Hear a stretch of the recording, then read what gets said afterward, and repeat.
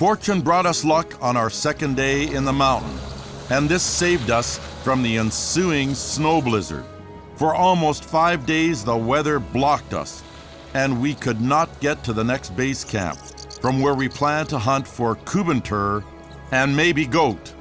While we waited at the foot of the Caucasian mountains, I obtained trophies of roe deer and jackal, and now I was going to test the accuracy of my special Brasner.